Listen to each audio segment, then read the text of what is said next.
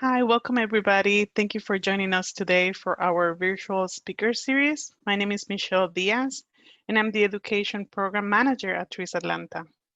And for today's presentation, I'll also be your moderator. Trees Atlanta mission is to protect and improve Atlanta's urban forest by planting, conservation, and education. We host events like these ones year-round. During this current situation, we're hosting them virtually, so I hope you can join us for more classes. Check out our website and sign up for our newsletter, and check out our social media. Today for our presentation, if you have any questions or comments that you'd like to ask the speaker, please use the chat tool to type your question, and I'll be reading them for the moderator. At the end of each of the panel sessions, we'll be answering the questions. And this webinar will be recorded and posted on the website. After the webinar, you'll receive an email with a survey link to ask you for feedback. Please provide feedback as we're learning and improving our virtual education options. Our next virtual class will be Pruning 101. That will be May 16th, 1 to 2 p.m. We hope you can join us to learn how to grow, how to prune trees, and how do they respond to pruning. Our speakers for today are Mike McCord, Browns Mill Project Coordinator at Trees Atlanta, Jamie Rosenthal, Founder and Director of Rootstown, and Ted Terry, former Mayor of Clarkston and Dekalb County Commissioner candidate. So we will start first with Mike McCord from Trees Atlanta.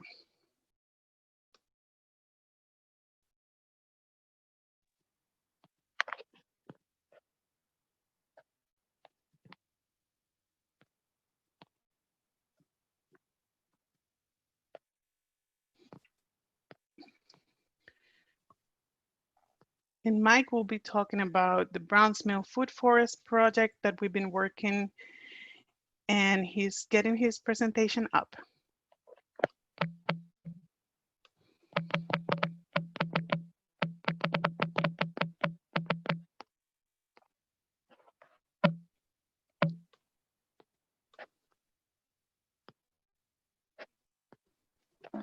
Hi, Mike. Hello, everybody. All right, so I'm going to pull up my screen here.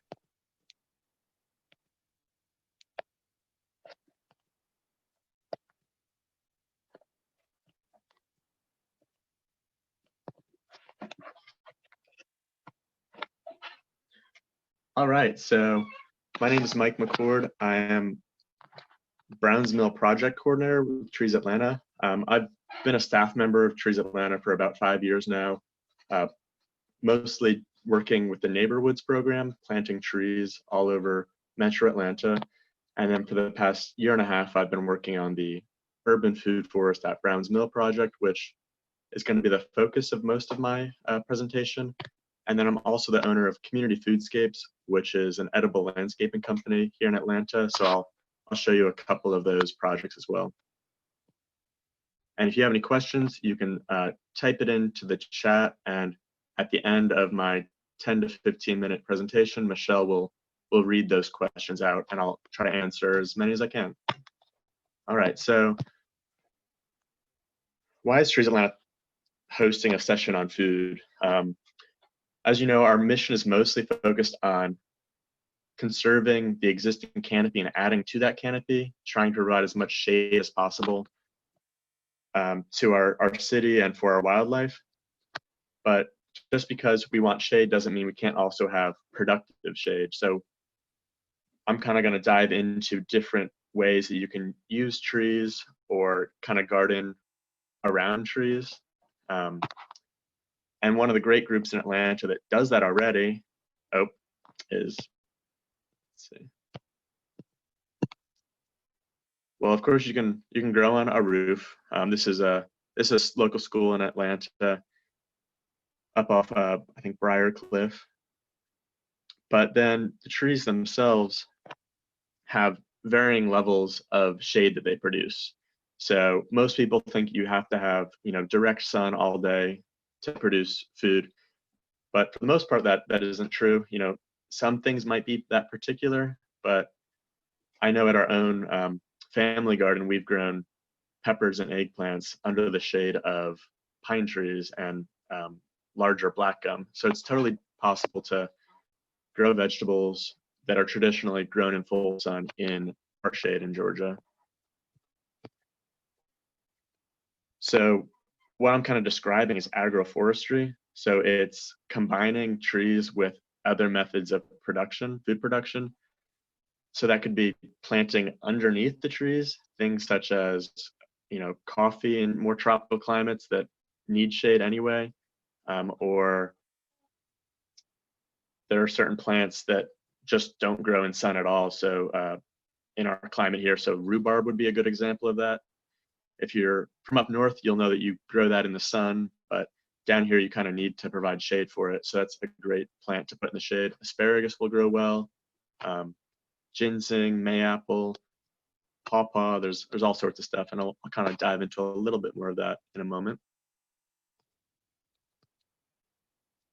All right, so I just want to talk about one other cool organization in Atlanta called Concrete Jungle.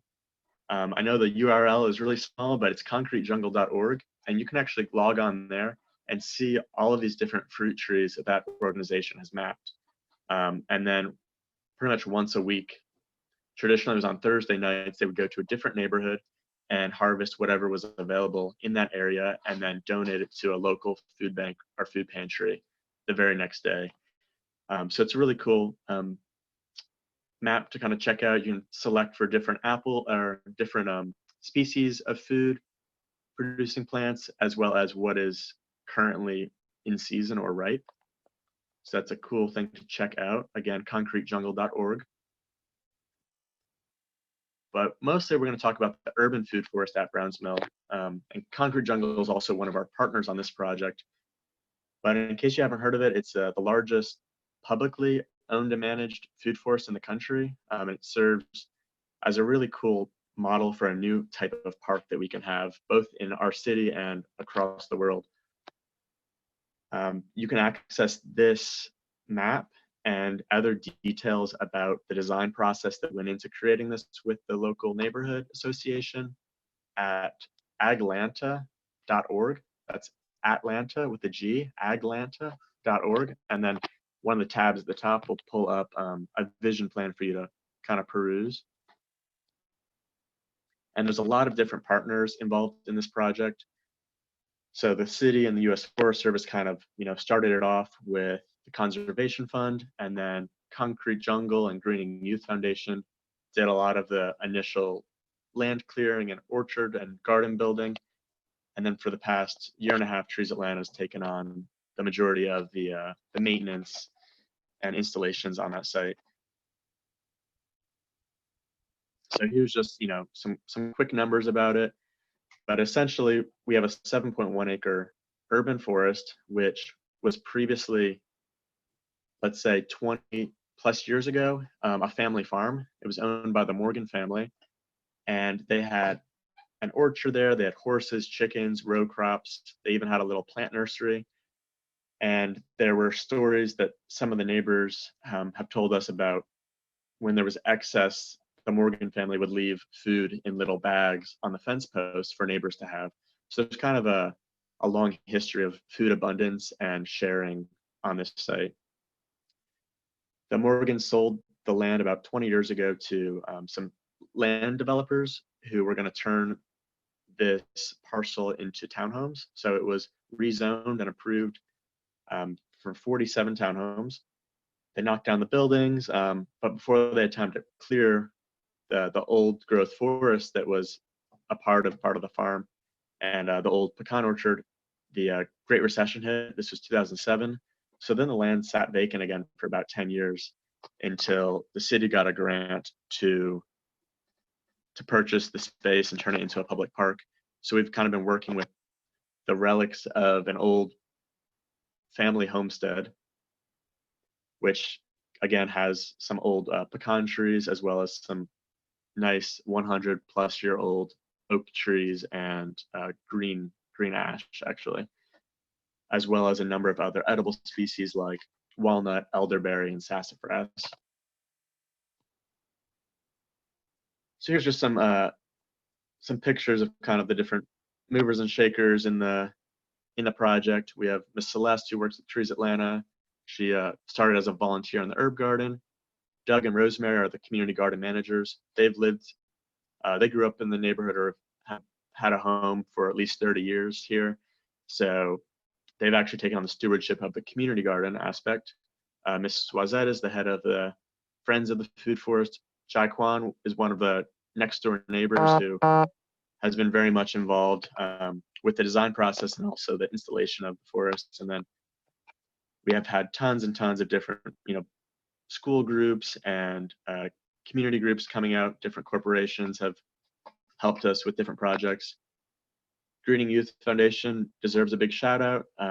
They helped clear the initial section of pine trees for the community garden and the fruit orchard. So I just wanted to kind of highlight them. And some more fun pictures, kind of gives you a little snapshot of all the different activities we have going on. Everything from bat boxes to beekeeping. The Audubon Society does bird watching events out there. And then we have a weekly volunteer event every Wednesday from 10 a.m. to 1 p.m. We capped that at 5 people now because of COVID, but previously we were having regularly 30+ people out there every week. And I just want to kind of highlight one of my favorite species. It's out at the food forest that will actually grow as an understory plant. It's a pawpaw.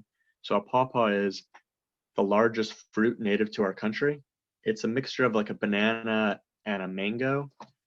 And it's very like custard-like texture. So you could actually eat it with a spoon once it's ripe. And it's just a very cool plant. I encourage y'all to look it up. It's very got a nice ornamental value to it. It has like tropical leaves, but it also produces food in the shade.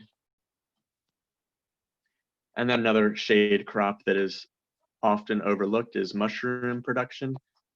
One of our attendees today is Dave Horton. He actually helped spearhead the mushroom inoculation project where we're growing shiitake, an oyster, and king safari mushrooms in the forest. A little bit more on the ecological side, we've been doing stream bank stabilization using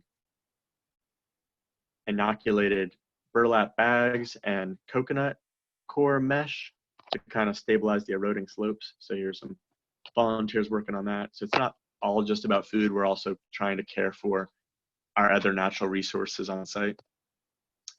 So that's about all I've got for the food forest. Feel free to type in any questions you might have about it or how you might be able to get involved. Next, I'm going to move into projects that I'm involved in with my own company, which is separate from Trees Atlanta, but has a little bit of overlap in that I also plant fruit trees and other edible plants. So one of the big ones is Edible Neighborhood, which is right now located only in Chosewood Park. And it was actually started by one of the investors in the neighborhood who own some rental properties. And they have had a long history in the neighborhood, and they started planting fruit trees and berry bushes at their rental properties for their tenants and also for neighbors in the right-of-ways and front yards. And then last year, we kind of expanded it to the whole neighborhood. So we were able to offer free fruit trees, berry bushes, perennial herbs, muscadine, all sorts of cool stuff to anyone living in Chosewood Park for their right-of-way or front yard, with the stipulation that that food is a community asset and neighbors are encouraged to share that produce with everyone else, all the other residents. So that's kind of a cool neighborhood scale project. Some other, kind of community focused projects that I manage are the HeartNet Community Garden. Now this is over at the Outdoor Activity Center off of Bridges Avenue. It's land that is managed by WAWA, the West Atlanta Watershed Alliance. but it is actually a city park, and it's an old growth forest. There's, I think, 20 plus acres of old growth forest there with trees from the 1800s. Really cool spot. This garden slash farm is located at the old Hartnett Elementary School, and Erica Holloman's been the spearhead of the agricultural progression on that site. So she's really been spearheading the community garden as well as getting other farming initiatives going. And you can see here we do have some trees mixed in here. What's pictured on the left is a fig, and on the right we have a peach and a plum. Behind the camera we have apples and pears and all sorts of blueberries and stuff. But you can see we're integrating vegetables within between the fruit trees. Instead of having to just mow the grass, we're actually growing food there. Next one is the Campbellton Community Garden. Along with a group of neighbors, we started this project 2 years ago, and it's again taking a city-owned vacant lot, which has been vacant for decades, and covered in Johnson grass and kudzu and all sorts of trash. And we, cleared it out with the help of the city and got a fence in there and some irrigation, and built all these raised beds, which people in the neighborhood can rent at a very low rate to help keep the garden sustainable financially, but also just giving access to people who live in apartment complexes on the road, or who just have a very shaded yard because we have so many oak trees and such over in Southwest Atlanta. This is in the Venetian Hills, Oakland City, Fort McPherson area. And then, my company is Community Foodscape, so I do home scale gardens and orchards. So this is just a little patch of someone's backyard I did this spring. You can see they have lots of shade trees all around, but they did have a nice sunny spot where they got 4 to 5 hours per day. So we kind of tilled that up to do some gardening.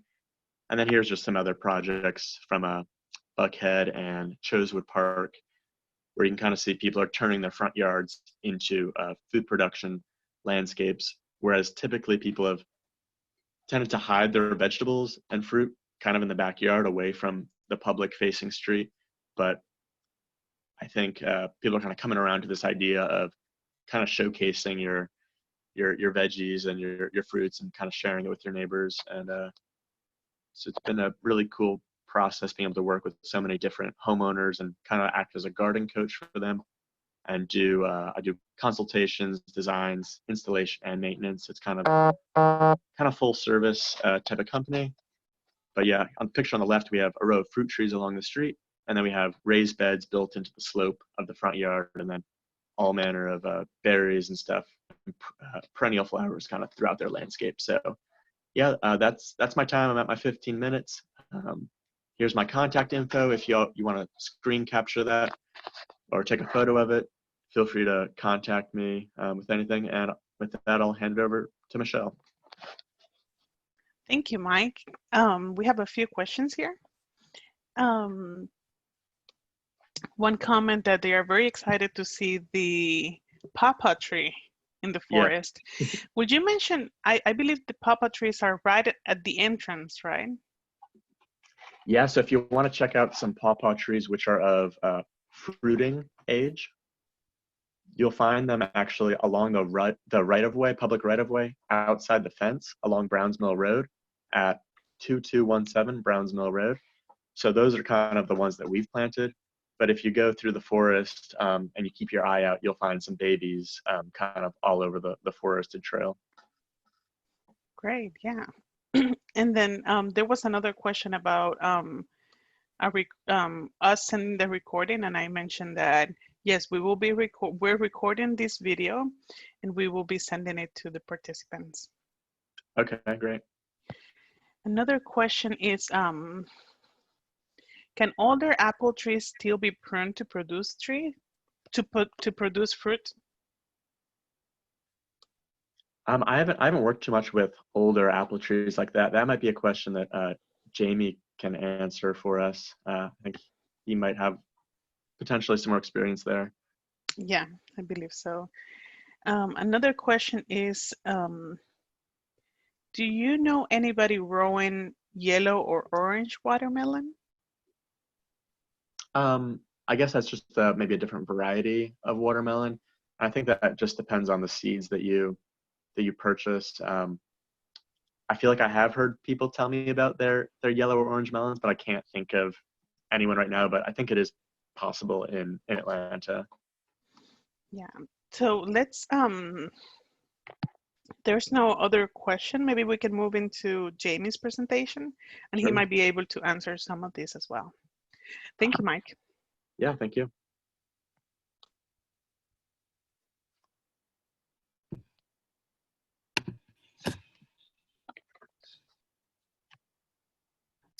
Hey there. Can you hear me, Michelle? Yes, yes. Awesome. Good, good. All right, well, I'm going to share my screen. First, I want to say thank you guys for showing up to this event. I know, I guess Netflix is getting boring. We have a lot of attendance, which is really, really fantastic. So we really, really appreciate the support and want to welcome everybody to this platform.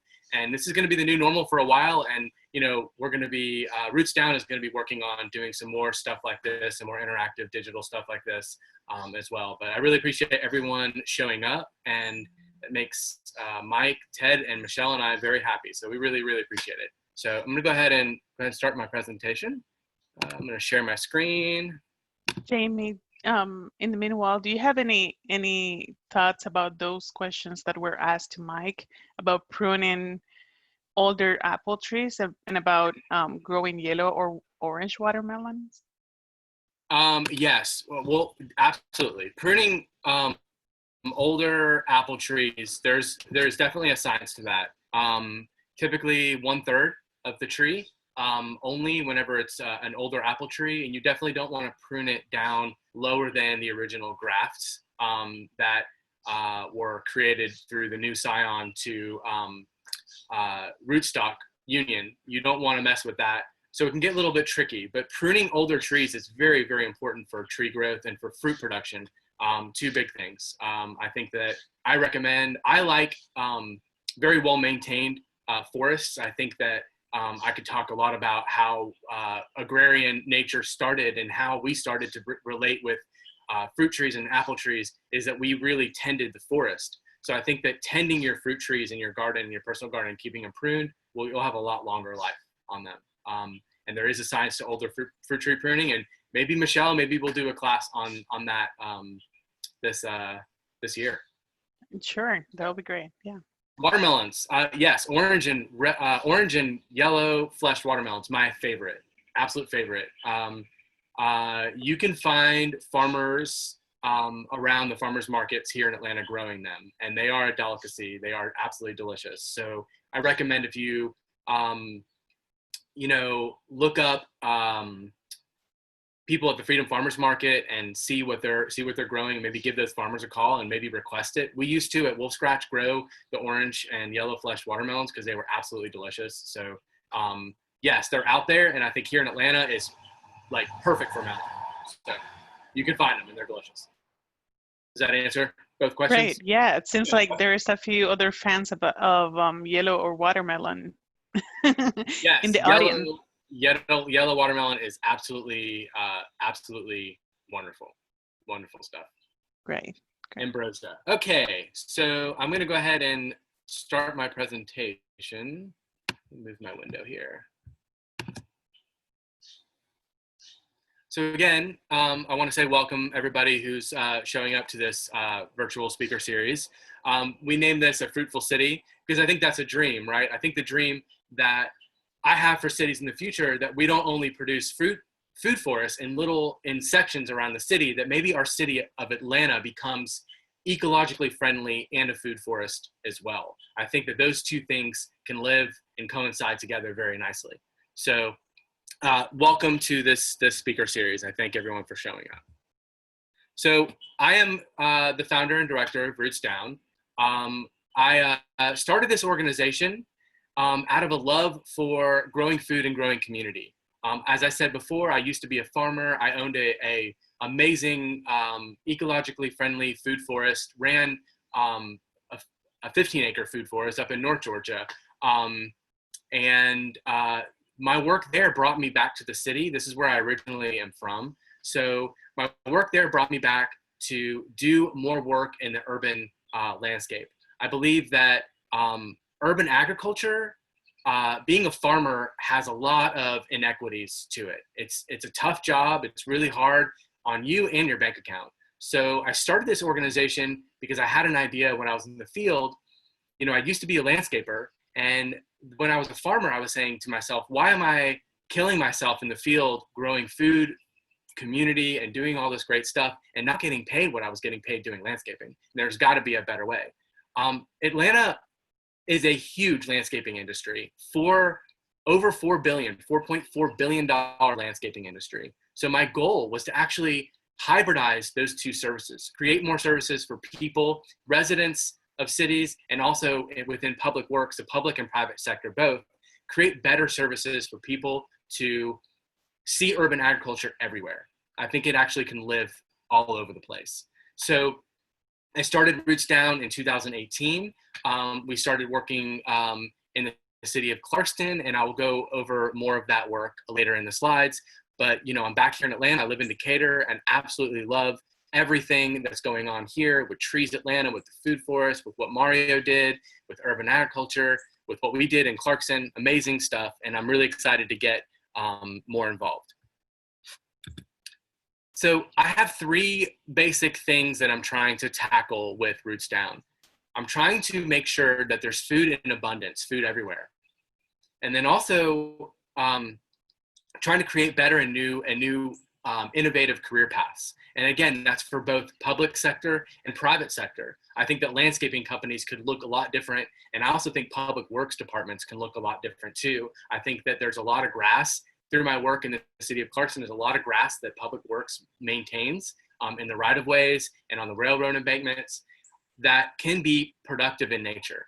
And then third, and not least for sure, is the environmental well-being of our citizens.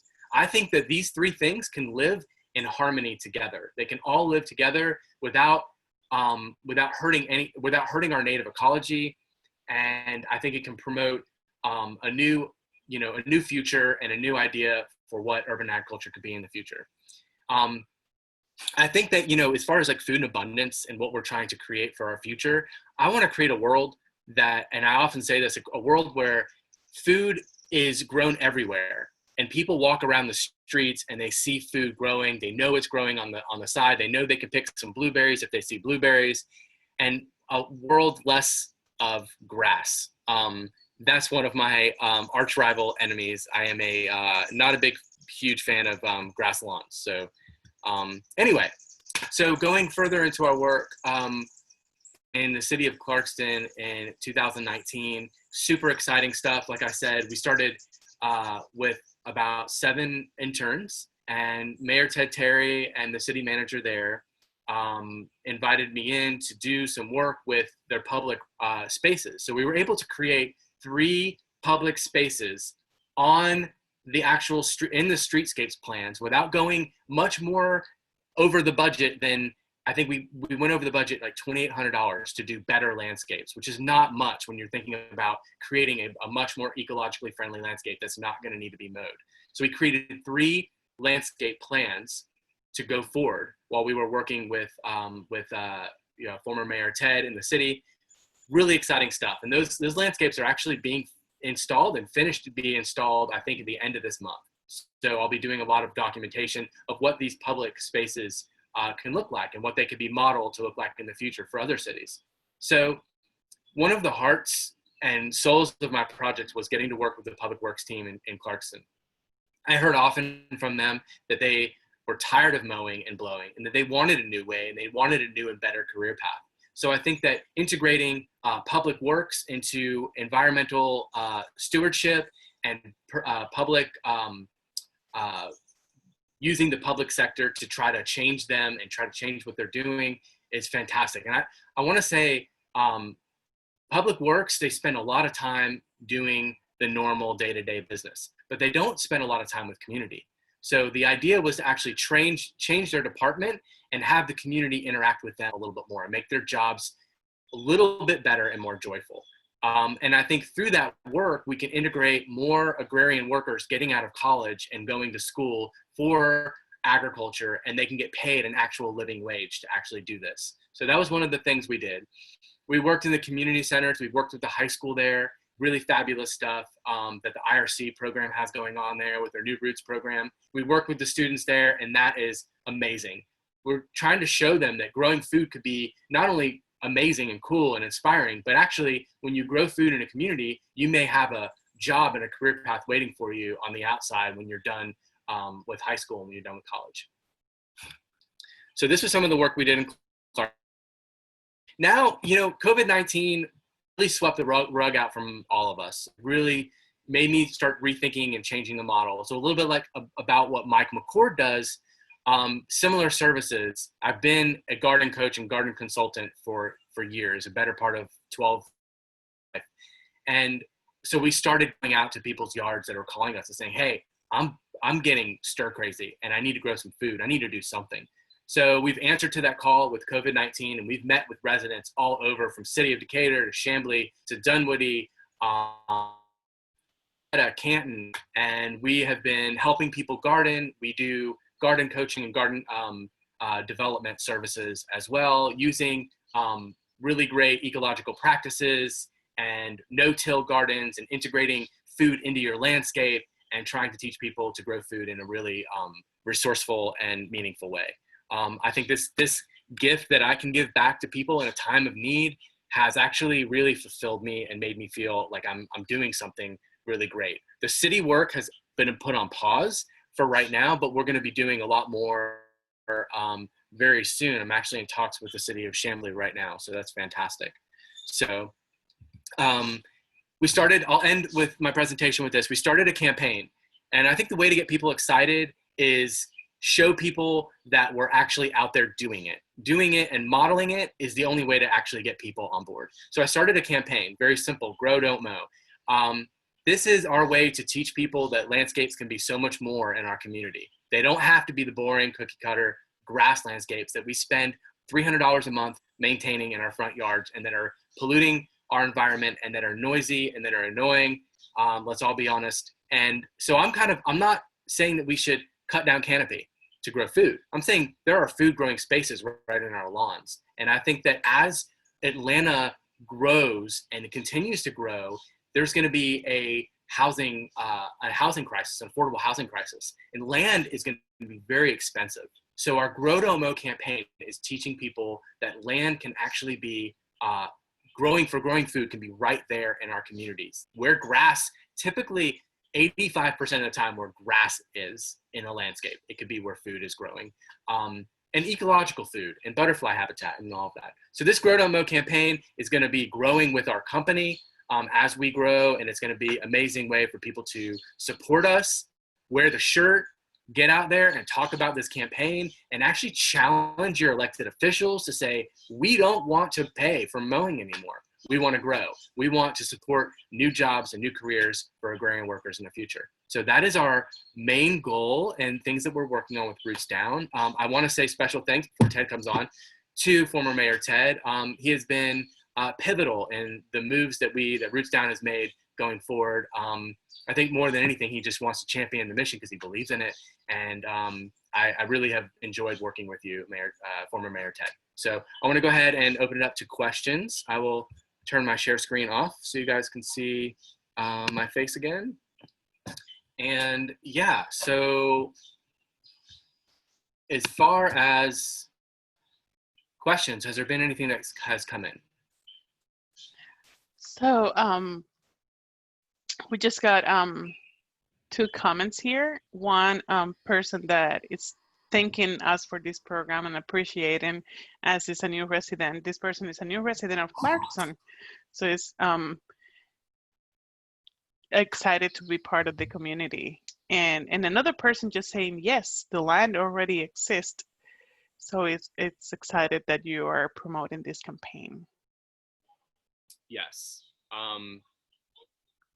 I think that I definitely, we need the support. So I'm definitely excited to get people on board. And there'll be ways that we're going to be doing things. You guys are going to see through our social media. I like to keep a open line of transparency with the work that we're doing in the future. I really think I want to shine a big light on what's going on in Clarkston, even though my contract is over there. I think it's really important to shine the light of what's going on there right now, because that's a really great model for what landscapes will look like in the future. So I want to say thank you to all the participants who are here. And if you guys don't know who Roots Down is, please follow us on Instagram or Facebook. And feel free to email me questions. If you got a burning question about gardening, I'm happy to meet you out in your landscape. So. And we have two other questions, and I'm going to type your email here in the chat. Is jamie@rootsdown.com. Yes. Right? Yeah. These are the awesome shirts, guys. Check them out. So one question is, how can we support your campaign? Well, there's multiple ways to support the campaign. One, you can go on our campaign page on our website at www.rootsdownga.com. Go into the campaigns tab. You can buy a shirt. The shirt goes to support the campaign. And that's the best way to support our campaign right now. If you know anybody that really wants to get involved with what we're doing and spread the message, we're trying to raise money. Our goal is to try to raise money to hire a team, an in-house team of urban growers that we can model these behaviors going forward. We're going to be announcing some very exciting partnerships coming on board, that we're going to use this money to grow our team and grow our staff and build the mission. Hey, there's another question here, Jamie. Sure. So how accessible are home garden services for lower income areas?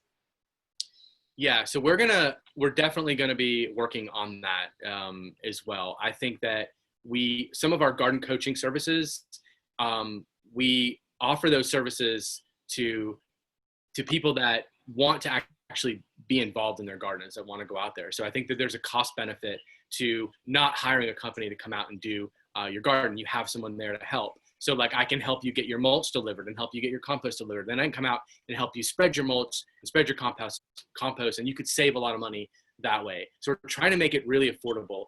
Through our fundraising and through our campaign, we're going to raise enough money so that we can donate some gardens to people that need it.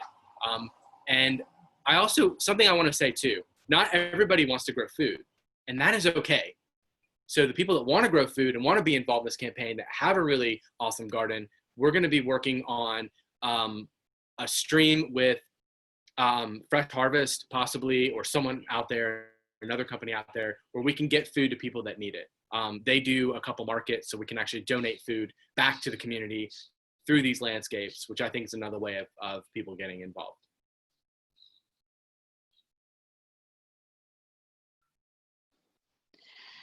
Another question over here. Have you had any success in areas that were historically or still are environmentally challenged? Wow. I think starting with my farm, I think my farm was an old beat up horse farm, and I was able to turn it around in just a few years' time, adding about 350 varieties, both native and edible varieties to my farm. I think that that's the peri-urban or rural areas. I think in the urban areas, I think more of our landscapes are degraded than we know.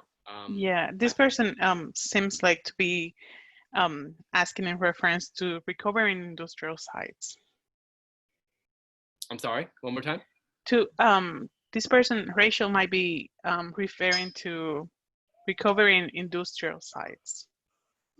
Recovering industrial sites. No, I don't have a whole lot of experience with that. I will say the model that we did in Clarkston with the old bus stop was a pretty industrial site. It was concrete and road, and that's our pilot project from last year. So I would say, like, I don't have a ton of experience doing that, but definitely that project is where we ripped concrete up and we planted a micro food forest over there on the triangle, the Brockett Triangle. So that helps. Hope that answers the question.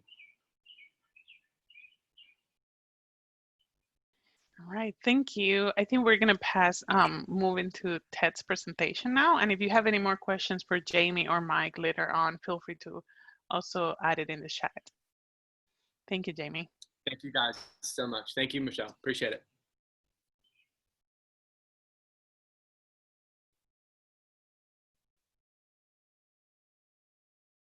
All right, thanks, Michelle. And hey, everyone, Ted Terry here in my dining room here in my house in Clarkston.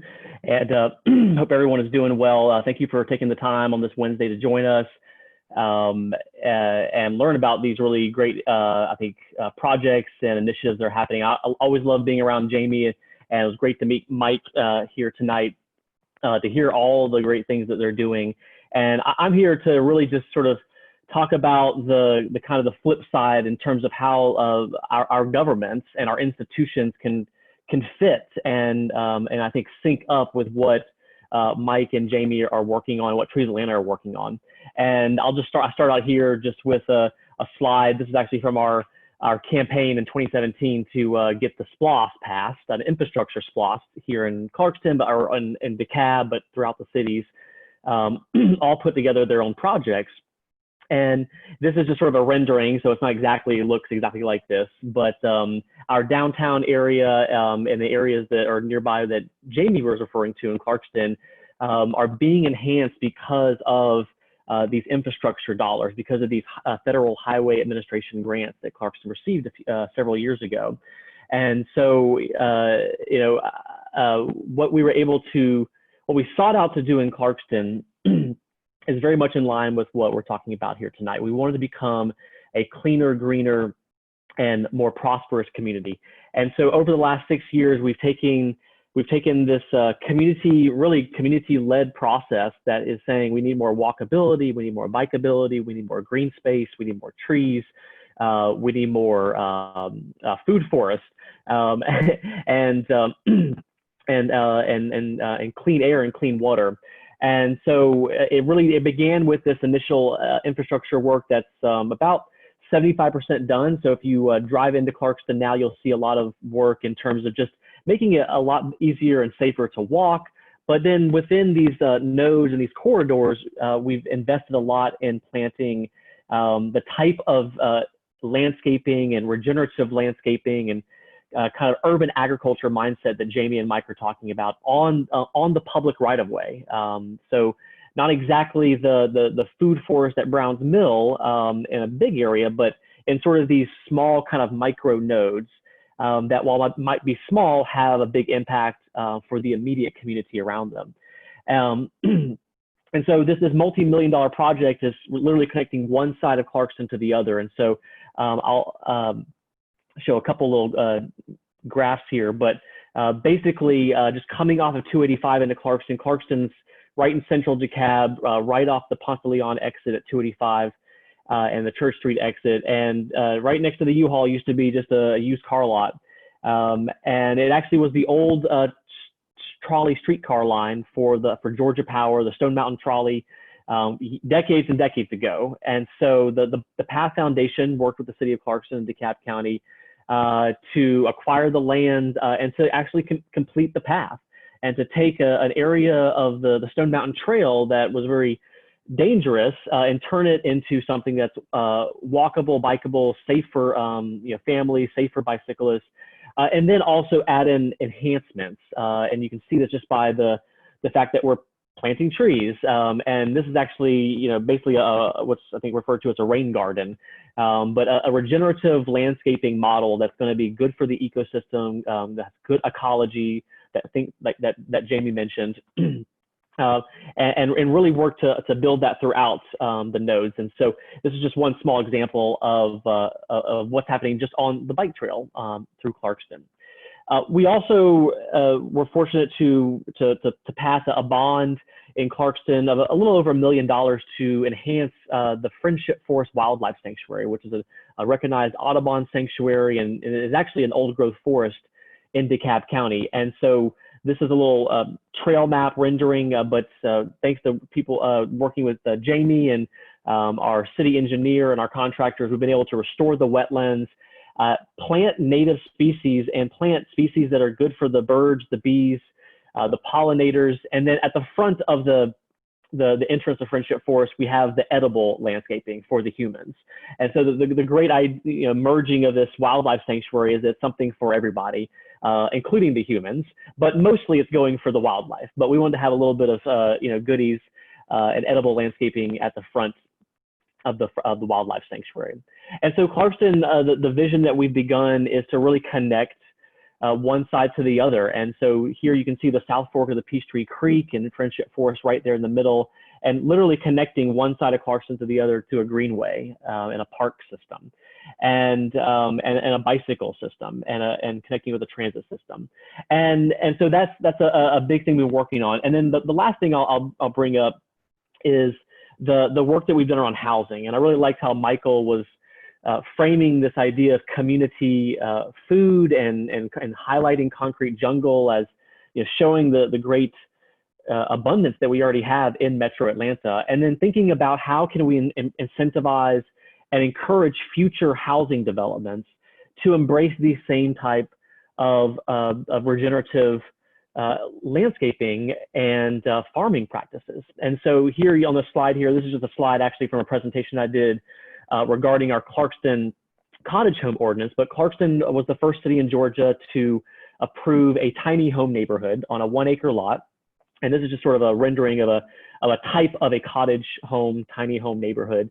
But you can basically see that there's a community that is sort of built upon each, facing upon a shared green space, a community garden or a community farm, and to where you could literally walk out of your front door, and within the 50 to 100 feet, maybe to your car or to the main street, you've passed by several plants and trees that actually can feed you or could feed the wildlife. And thinking about being very intentional about the kind of landscaping that we put in to new housing projects, and whether it be single family or multifamily. There's huge opportunities to create a lot more growing spaces like this one. And this is a Ross Chapin neighborhood, basically a pocket neighborhood, but talking about bringing community together. And so I'm really excited about the work that Jamie and Michael are doing, because as you talk about growing more outdoors and creating more public spaces that provide this abundance, what you actually do is you draw out the community. And what any mayor, what any county commissioner, what any elected official, what any person I think in their community would want to see is that there's things happening in your community, and people are getting out and talking to each other, and are building relationships, because that's actually what's really going to, I think, bind us even stronger together, particularly in these times that we're facing with pandemics and COVID-19. And so these are opportunities for us to bring people together. And we can do it simply by just passing an ordinance that says that we want to encourage a type of landscaping and a type of housing development that's going to be good for the environment, good for the wildlife, good for the people, and also be affordable to live in as well. And then finally, I just want to highlight, I love Trees Atlanta and the work that they do all over Metro Atlanta. And I want to highlight that 3 or 4 years ago, the city of Clarkston partnered with Trees Atlanta to plant over 450 trees. And this is just, I think, that was a 2017 work day along Church Street right there in Clarkston. And we had over 100 volunteers come out to plant over 100 trees. And these were the red bud kind. And so just, shout out to Trees Atlanta for all the great work that they do. And the mission that they have, and I think everyone has on the panel, to create a more connected ecosystem, to bring us closer to nature, to bring us closer to our community. These are the kind of projects and initiatives that are going to do that. And so I'm just really happy to support and to help hold those things up. All right, thanks, Michelle. I'll turn it back over to you. Thank you. So there's a question about, and I believe it's the wildlife sanctuary. If you could share the address of the location and if it's ready to visit. Yes, it's currently closed right now because of COVID-19, and there are a few small improvements that have to be made in the next month or so. But so it's not open right now. But if you Google Friendship Forest Wildlife Sanctuary, it's on Ponce de Leon. I think it's for the 4000 block East Ponce de Leon. I just know it's. I can tell you if you are driving from 285 and get off at the Ponce de Leon exit, go into Clarkston, it's about a mile down the road. And it's Friendship Forest, can't miss it, on the left. Great.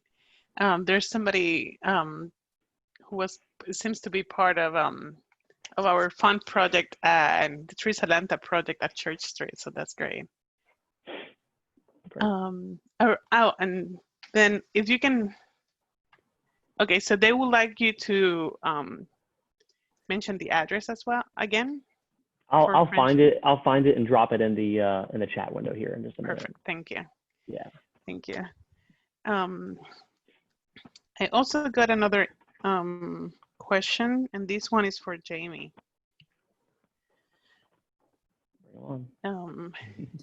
Jamie, are you still there? Perfect. Yeah. So the person the comment is like, Jamie had envisioned, what Jamie it's envisioning is the city's future. So that's great. So they are definitely agreeing with you, and they have two questions. How can the Latino community get involved, and how the local government can support it? Yes, well, the Latino community is so important to me, and getting them involved, you know, like working in landscaping for years when I was in my 20s, I realized that the career choice for Latinos for landscaping is kind of a toxic one.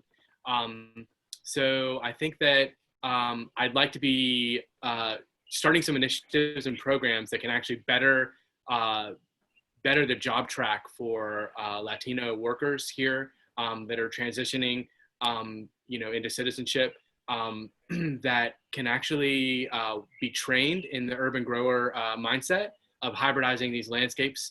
And I think that they can build community really wonderfully, especially in communities that that support Latino communities like the city of Chamblee and city of Doraville. I was talking to some of the elected officials there, some of the council members there, and it really is apparent that they want to change their landscapes, and that they want to help and better the lives of Latino workers in their communities. So I think getting involved with cities that have a lot of Latinos already in their communities would be a really great way to support them through this training mechanism and get them involved in helping building the communities and letting it bleed out to other communities that that want to be involved in this. So. That's great, thank you. Yeah. I didn't see if there's any other questions, but I see that also Mike McCord shared his contact information here. If you guys want to contact him.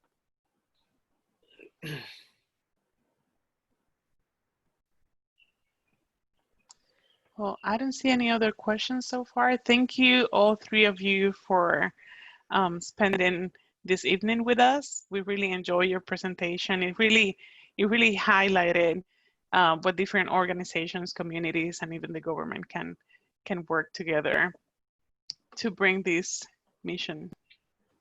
That's great. Thank you so much. Well, and for everybody, thank you for joining us, and we will be sending some survey emails if you want to provide us some feedback and some comments, or if even you have any other questions for the speakers.